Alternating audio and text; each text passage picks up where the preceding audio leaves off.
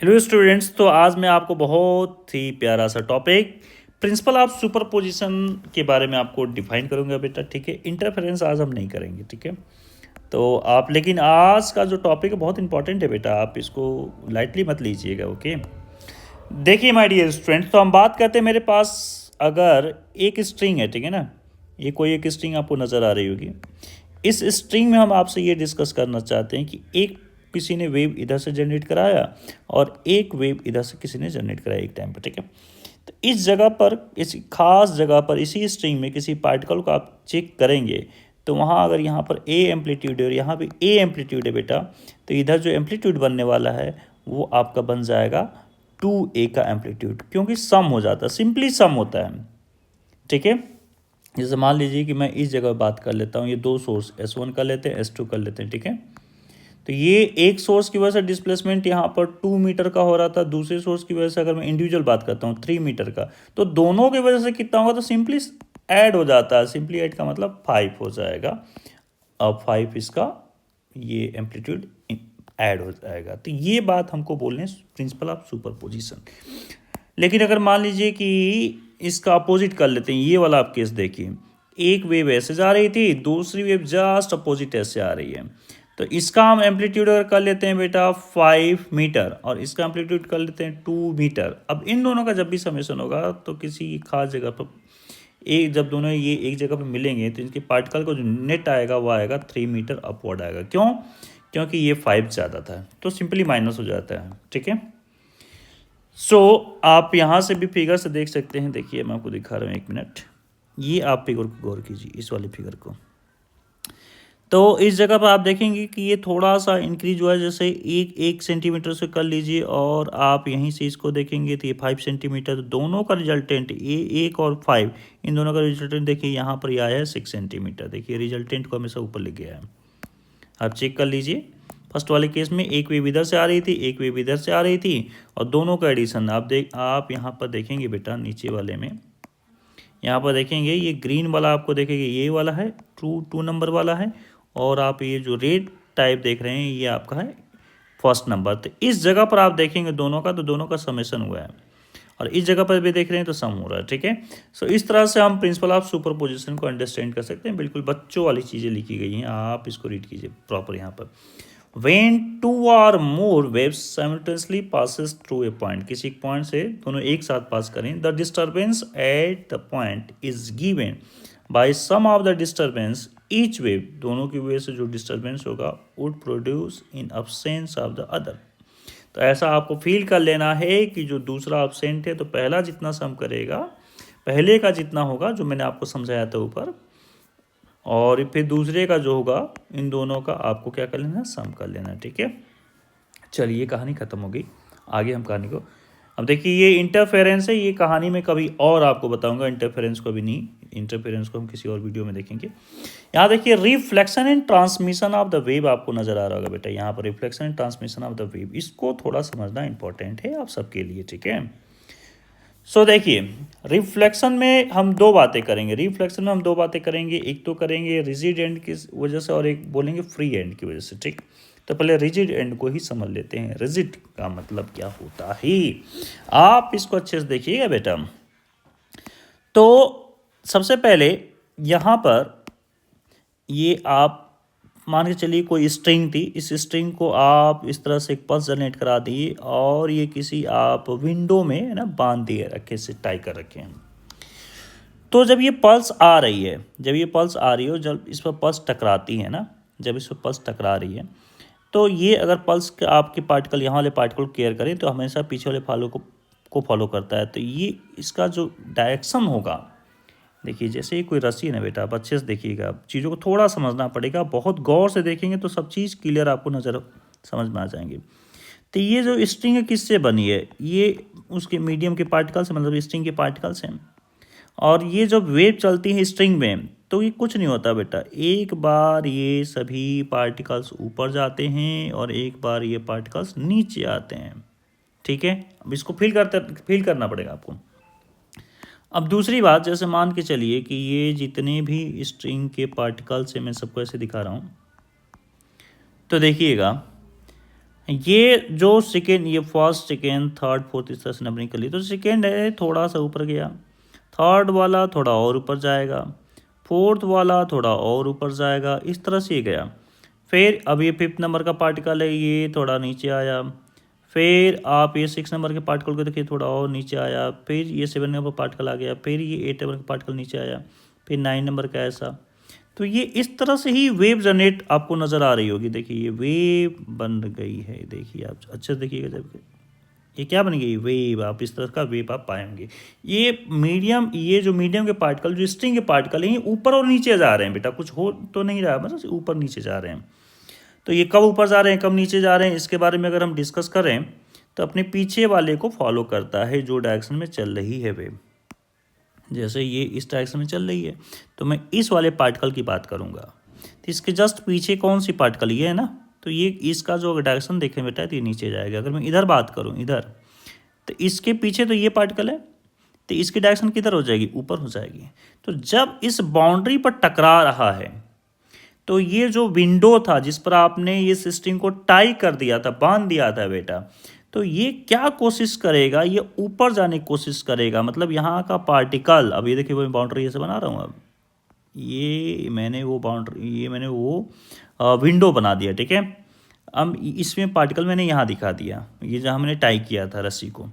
तो अब ये क्या करने की कोशिश करता है, ये कोशिश कर रहा है ऊपर जाने की। तो किसको ऊपर ले जाने की कोशिश करता है, जिसमें आपने टाई किया था, तो जिस जंगले में आपने बांध दिया था, जिस विंडो में, उस विंडो के उस आयरन को ऊपर ले जाने की कोशिश करेगा।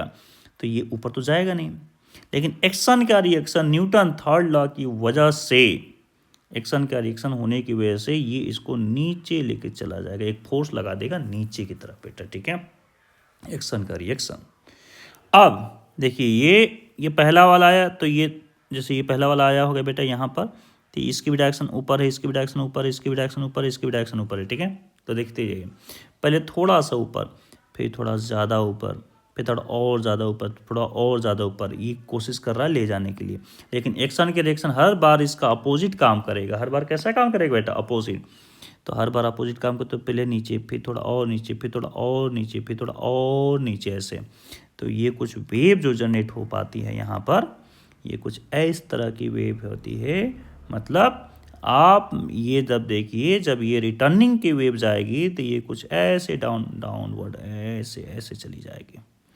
आई होप कि पूरी कहानी आपको क्लियर हो गई होगी। मैंने बहुत आराम से एक्सप्लेनेशन दिया आपको, ठीक है। आई होप कोई डाउट नहीं होना चाहिए बेटा ना। अच्छा देखिए, आप दूसरी कंडीशन अगर आप इस तरह से भी समझें, आप ये सेकेंड स्टेप को भी आपको दूसरी तरह से समझा रहा हूँ। सपोज सुपर पोजिशन में क्या होता था, एक वेव इधर से आती थी, दूसरी वेव इधर से आती थी। जब सुपर पोज यहाँ पर करती थी दोनों, ये ए एम्पलीट्यूड है, ये भी ए एम्पलीट्यूड है, तो दोनों का यहाँ पर सुपर पोज होने पर जीरो हो जाता था। आई होप की बात मैं आपको बता रखा हूँ। इस कंडीशन पर अगर मैं आपको समझाऊँ, तो ये जो फर्स्ट वेव जो चल रही इधर, ठीक है, राइट में, और ये जो सेकेंड वेव जो चल रही लेफ्ट में, आप इसके बाउंड्री वाली चीज़ों पर थोड़ा ध्यान दीजिएगा। बाउंड्री पर मैं कुछ आपको एक्सप्लेनेशन देने जा रहा हूँ कि क्या होने जा रहा है बेटा बाउंड्री पर। तो फर्स्ट वाली वेव, अगर सिर्फ फर्स्ट वाली ही वेव होती, तो ये अपना कुछ इस तरह से जाती। सोचिए, अगर कुछ नहीं होता तो ऐसे चली जाती फर्स्ट वाली वेव। और सेकेंड वाली वेव अगर इंडिविजुअल में बात करूँ, तो कुछ इस तरह से निकल जाती, ठीक है, कुछ इस तरह से निकल जाती। सेकेंड वाली वेव कुछ इस तरह से निकल जाती। अच्छा ठीक है जी। तो अब आप केयर कीजिएगा, मैं आपको जो बता रहा हूँ आपको केयर करना है इस रेड वाले पर और इस ब्लू वाले पर। आप यहाँ देखिए बेटा, अगर आप इस जगह पर देखेंगे तो ये जितना ऊपर उतना ये नीचे है, तो कुल मिला के यहाँ पर जीरो है। तो ये ब्लैक वाला जो ये रिजल्टेंट दोनों का आ रहा है बेटा। अगर आप इस जगह पर केयर करेंगे, इस जगह पर केयर करेंगे, तो देखिए इस जगह पर जीरो है इसका ब्लू का, लेकिन रेड का पूरा है कंप्लीट, तो ऊपर जाएगा। और इस जगह पर केयर करेंगे बेटा, थोड़ा सा ये नीचे शिफ्ट हो गया है। कौन? थोड़ा सा नीचे शिफ्ट हो गया है ये ब्लू। और देखिए रेड ऊपर जा रहा था, लेकिन इसके नीचे जाने की वजह से ये जो ब्लैक वाला जो रिजल्टेंट दोनों का बना रखा हूँ, वो थोड़ा नीचे शिफ्ट हो गया, क्योंकि ये नीचे शिफ्ट हो गया था। तो इस तरह से हम रिजल्टेंट को करते हैं बेटा। और आप यहाँ पर देखिए, एक समय ऐसा भी आया है कि जितना ऊपर उतना नीचे, तो ये रस्सी बिल्कुल सीधी हो गई। फिर रस्सी सीधे होने के बाद जब ये ब्लू नीचे आ गया है, और यहाँ पर देखिए लास्ट वाले में ना, यहाँ पर मैं आपको दिखाने की कोशिश करूँगा बेटा। यहाँ पर देखिएगा, ये ब्लू वाला जो आ रही थी, ठीक, ये ब्लू वाली लाइन जो आ रही थी इस तरह से, जो वेव इस तरह से आ रही थी, इसका रिजल्टेंट पर ध्यान दीजिए, और ये जो रेड वाली जो जा रही है इसके रिजल्टेंट पर ध्यान दीजिएगा। मैं इस जगह बोलूँगा तो देखिए, अगर मैं इसको 2 सेंटीमीटर कर लूँ और यहाँ देखिए नीचे ज़्यादा दिख रहा है आपको ना 4 सेंटीमीटर, तो रिजल्टेंट किधर शिफ्ट हो जाना चाहिए? रिजल्टेंट नीचे, माफ़ कीजिएगा, ये है ना नीचे वाला बिल्कुल है, देखिएगा आप अच्छे से, यहीं पे देखिएगा, यहाँ पे सारी बातें आपको क्लियर होने वाली हैं ना। देखिए मैं इस वाले पॉइंट की बात करता हूँ, तो इस वाले पॉइंट पर यहाँ पर आपको दिख रहा होगा 2 सेंटीमीटर, और इस वाले पॉइंट पर आप यहाँ देख लीजिए तो आपको दिख रहा होगा 6 सेंटीमीटर, है ना। ब्लू वाला देखिए, ब्लू वाला इधर जा रहा है, रेड वाला इधर जा रहा है। तो इस जगह पर जो नेट जो आना चाहिए वो कितना आना चाहिए, तो वो आपको ही पता है कि सर 6 नीचे है और 2 ऊपर है, तो माइनस करेंगे 4, लेकिन ये नीचे के ही तरफ आना चाहिए क्योंकि नीचे ज़्यादा है, तो देखिए नीचे की तरफ ही यहाँ पर पार्टिकल्स गया है। अब आपको सारी कहानी आई होगी क्लियर हो गई होंगी, ठीक है बेटा। अब इसी तरह से मैं फ्री एंड के बारे में बात करता हूँ। फ्री एंड में क्या है बेटा, फ्री एंड में तो कोई प्रॉब्लम नहीं है, एक आपने रिंग ले लिया है जो इजीली इस पर स्लाइड कर जाएगा, है ना, विदाउट फ्रिक्शन। तो इस कंडीशन में क्या होती है कि जैसे जैसे ये पार्टिकल आगे बढ़ता है तो ये पार्टिकल, ये वाली पोजीशन, इसकी वेलोसिटी इसके डायरेक्शन की तरफ ऊपर, तो जब ये यहाँ पर आएगा तो रिजल्टेंट इसको हमेशा कहाँ लेके चले जाएगा? ऊपर ऊपर ऊपर ऊपर। और एक जगह ऐसा आता है बेटा 2a, जो हम डिस्प्लेसमेंट दिखा रहे हैं, सपोज ये a था, ये भी a था, तो यहाँ पर जो रेस्ट में चला जाता है, ठीक है, क्योंकि टेंशन की डायरेक्शन किधर होती है? नीचे।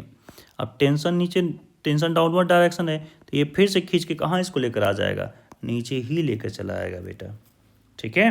सो आई होप ये पूरी कहानी क्लियर होगी। फिर ये इसी फेज में रिटर्न हो जाएगा, देखिए ये सेम, और यहाँ पर कुछ चीज़ें बदल गई हैं। अब इसको पढ़िए, when waves reflect from the resident then the phase of the reflected wave change by phi phase. Phi मतलब 180 चेंज हो गया ना। देखिए पहले ऐसे जा रहा था, अब सीधे ऐसा हो गया, तो चेंजिंग कितने का हो? 180 का हो गया, ठीक। और यहाँ ज़रा देखिए, यहाँ आप रीड कीजिए, लिखा है कि when wave reflect from free end then the phase of the reflected wave remain same. इसमें फेज में कोई चेंजिंग नहीं आ रही, उसी फेज में जा रहा है, क्योंकि ये भी ऊपर था तो ऊपर से ही जा रहा था, जिसमें कोई फेज में चेंजिंग नहीं है ना, with respect to incident wave. चलिए ठीक है जी। अब ये देखिए ट्रांसमिशन वाली बात को भी हम यहीं कर लेते हैं, फ्रॉम डेंसर टू रेयर या फ्रॉम रेयर टू डेंसर, तो किसी एक को समझते हैं ना, हम इसमें समझ लेते हैं डेंसर टू रेयर को ही समझेंगे, ठीक। अब चलिए मेरी बात को अच्छे से सोच समझ के जवाब दीजिएगा। जैसे मान लीजिए कि ना कि कोई एक आप ग्लास का डोर है ना, किसका डोर है बेटा? ग्लास डोर है, आप ऐसे समझ, ठीक है।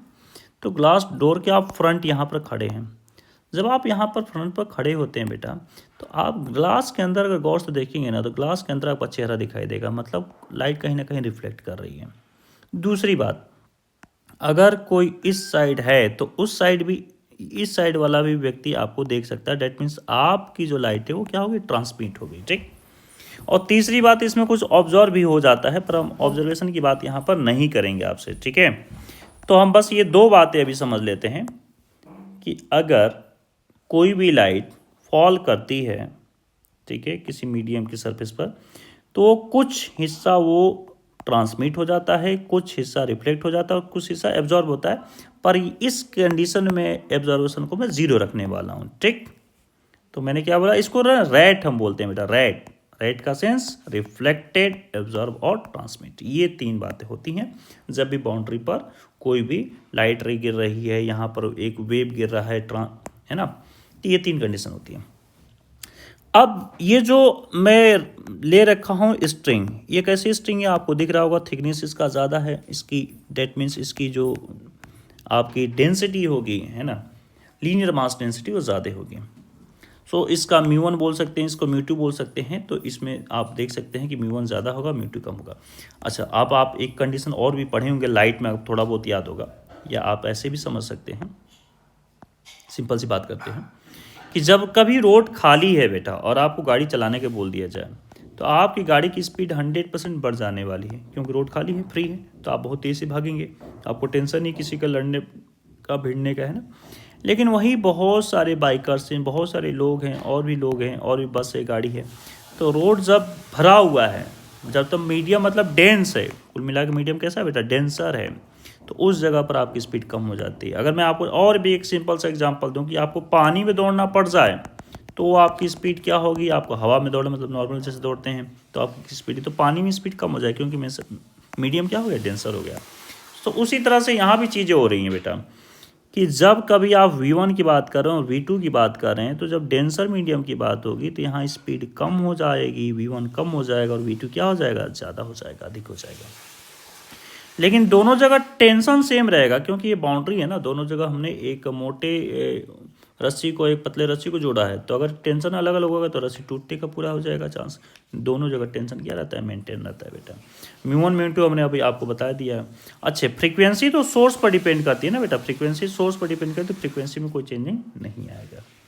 अब जरा गौर से देखिएगा, मैं आपसे बात कर रहा हूँ बेटा, इक्वेशन ऑफ इंसिडेंट अगर मैं लिखूँ सो y(i1) में लिख दिया AI sin omega t k1x लिख दिया। फिर रिफ्लेक्टेड, अब देखिए दो बातें हो रही हैं यहाँ पर, ये पहले इंसिडेंट रे से गई है बेटा, फिर जब गई है तो यहाँ पर ये चली गई है, मतलब ये कौन सा रे हो गया, ये तो इंसिडेंट आपका वेव हो गया। और यहाँ पर वो ये वापस भी आ रही है, रिफ्लेक्टेड भी हो रहा है। मैंने आपको बताया था 3 फिनोमिना होता है, ठीक है ना, तो वो सभी फिनोमिना यहाँ पर हो रही हैं। तो अब मैं आपसे भी ये डिस्कस कर रहा हूँ कि इक्वेशन ऑफ इंसिडेंट में लिखूँ तो ये हो जाएगा, क्योंकि जा रहा है इस साइड तो यहाँ पर माइनस साइन होगा, ठीक है जी। और ये रिफ्लेक्टेड हो रहा है इसलिए प्लस साइन हो जाएगा। और तीसरी ट्रांसमिट हो रहा है लेकिन ये भी जा रहा है, लेकिन इन दोनों का क्या है, इन दोनों का डेंसिटी, लीनियर मास डेंसिटी अलग अलग है, इसलिए मैंने यहाँ पर K1 और K2 दो यूज हमने कर लिया वर्ड को। अब इंटरफेरेंस पर सुपरपोजिशन हो गया बेटा, तो displacement of the particle at origin, इसको हमने ओरिजिन ले लिया और इसको हमने x=0 कर लिया। अब गौर से सोचने वाली बात, यहीं बच्चे फंस जाते हैं, गौर से सोचने वाली बात है कि जो बाउंड्री पर पार्टिकल पड़ा होगा, कहाँ पर बेटा, जो बाउंड्री पर जो पार्टिकल पड़ा होगा, इसका जो नेट डिस्प्लेसमेंट हम बोलेंगे, इसकी वजह से ये जो रस्सी मोटी वाली रस्सी है और ये जो पतली वाली रस्सी है, क्या दोनों का डिस्प्लेसमेंट एक ही होगा या अलग अलग। ये कॉमन सेंस की बात है, सोचने वाली बात है बेटा कि ये दोनों पर, यहाँ पर जो बाउंड्री पर पार्टिकल है, ये मोटी वाली भी रस्सी पर है, ये पतली वाली भी रस्सी पर है बेटा। तो अगर इन दोनों का डिस्प्लेसमेंट अलग हो गया तो फिर प्रॉब्लम ही क्रिएट हो जाएगी, फिर ये मोटी और पतली दोनों पर हो ही नहीं सकती एक साथ। लेकिन चूंकि ये दोनों पर एक साथ है, ये बात आपको सोचना पड़ेगा कि ये जो पार्टिकल है कहाँ पर, बाउंड्री पर, ये पतली वाली भी रस्सी पर है और मोटी वाली भी रस्सी पर है, इसलिए इसका जो डिस्प्लेसमेंट होगा इन दोनों की वजह से, किसकी वजह से, जो आपका रिफ्लेक्टेड रे था, जो आपका इंसिडेंट रे था, इन दोनों का सम इक्वल होगा इंसिडेंट रे के। आई होप कि कहानी समझ आई होगी बेटा जो बता रहा हूँ आपको, है ना। तो देखिए यहाँ पर मैंने सुपरपोजिशन में यही कर रखा हूँ, सो YI प्लस YR = YT। अब यहाँ पर आपको देख लीजिए कि ओरिजिन पर हम बात कर रहे थे, x=0 हम ले लिए थे, तो यहाँ पर ये सब 0 हो जाएगा। अब देखिए AI sin omega t, AR sin omega t और AT sin ओमेगा t, तो ये सभी sin omega t cancel out हो जाएंगे, सो AI प्लस AR = AT हो जाएगा। ठीक माय डियर स्टूडेंट्स, आगे देखिए, power deliver by the incident. अब जितना पावर आप डिलीवर किए हैं, पावर का तो वही है, आप यहाँ पर देख लीजिए, जितना पावर आप देंगे ना वही पावर आपको मिलेगा। तो power deliver to the reflected जो भी वेव है, और दूसरी कौन सी, ट्रांसमिटेड वेव है। ये पावर क्या होगा, पावर तो इक्वल होगा ना, जितना आपने इंसिडेंट जितना दिया है वही तो आपका रिफ्लेक्ट और ट्रांसमिट हुआ है, वही आपका ट्रांसमिट और रिफ्लेक्टेड हुआ, जितना आपने इंसिडेंट किया, तो पावर क्या होगा, ऐड हो जाएगा। पावर का फॉर्मूला आपको याद आ रहा होगा बेटा, है ना, ½ A² μ v, पिछले वीडियो में आपको बता रखा हूँ ये सब चीज़।